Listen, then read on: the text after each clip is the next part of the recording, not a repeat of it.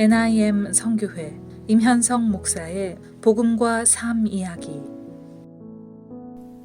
사람들은 대부분 평가에 많은 영향을 받습니다. 그러나 사람들의 평가에 휘둘리는 것이 아니라 올바르고 지혜로운 삶을 살아가게 되면 사람들에게도 결국 좋은 평가를 받게 됩니다. 다윗은 사람들의 평가에 휘둘렸다기보다도 지도자다운 지혜로운 모습과 행동을 통해 인정을 받았고 결국 온 이스라엘의 왕이 되었습니다. 그런데 사실 다윗은 사람들에게 인정받았지만 하나님의 인정을 받고 하나님의 인도하심 따라 행하는 사람이었기 때문에 하나님께서 그를 이스라엘의 왕으로 세우셨던 것입니다. 물론 다윗이 잘못하고 연약한 부분들이 있었지만 하나님께서는 다윗을 하나님의 마음에 합한 사람이라고 평가하십니다. 다윗의 이런 모습은 성경 전체에 잘 나와 있습니다.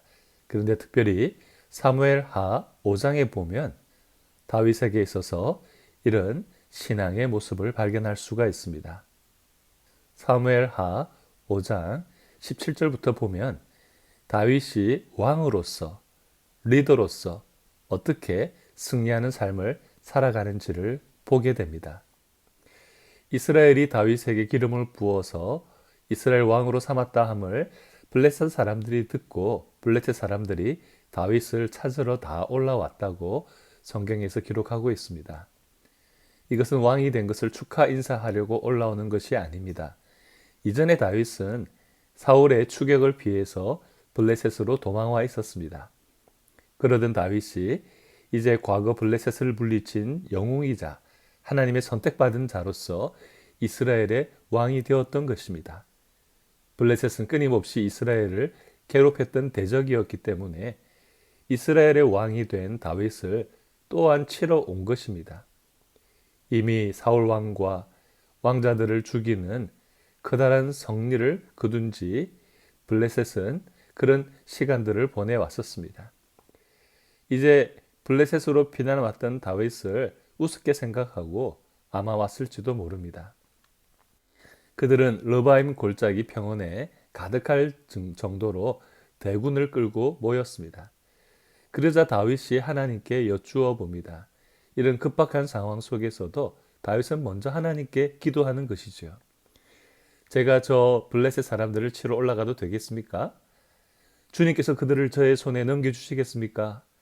다윗의 기도에 하나님께서는 올라가라. 내가 블레셋 사람들을 반드시 너의 손에 넘겨주겠다고 대답해 주십니다. 다윗은 이 응답을 받고 순종하여 바알 브리심으로 올라가서 블레셋 사람들을 격파합니다.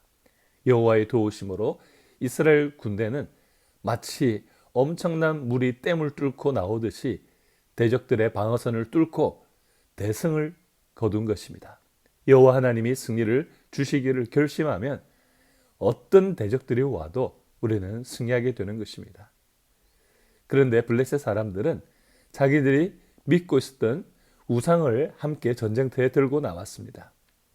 어떤 우상을 들고 오더라도 여호와 하나님 앞에서는 무용지물이었던 것입니다. 그런데 정신도 없이 그렇게 도망갔던 블레셋 사람들이 다시 전열을 정비해서 쳐들어오게 됩니다. 외적으로는 블레셋 사람들이 여전히 우세했기 때문에 아마도 패전의 이유를 분석하고 다른 전략 전술을 가지고 싸우러 왔을 것입니다. 그러나 하나님 앞에 그 어떤 기막힌 전략이나 전술도 소용이 없습니다. 사람의 마음 중심 깊은 곳까지 꿰뚫어 보시는 하나님께서 다 아시고 하나님의 사람을 도와주시기 때문입니다.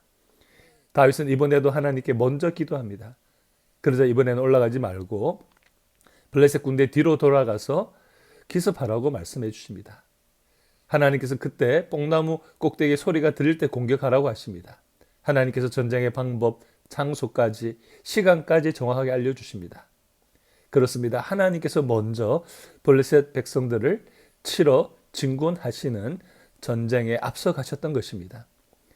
블레셋 사람들이 과연 이길 수 있었을까요? 절대로 이길 수 없었습니다. 하나님을 철저히 의지하는 다윗과 이스라엘을 위해서 하나님께서 친히 싸우셨던 것입니다. 우리의 삶 가운데도 여호와 하나님을 신뢰하고 하나님께서 우리에게 말씀하신 대로 우리가 살아간다면 승리할 수 있습니다. 하나님 앞에 기도와 순종으로 우리의 삶이 늘 승리하게 되시기를 주님의 이름으로 축복합니다. 지금까지 NIM 선교회 임현성 목사의 복음과 삶 이야기였습니다.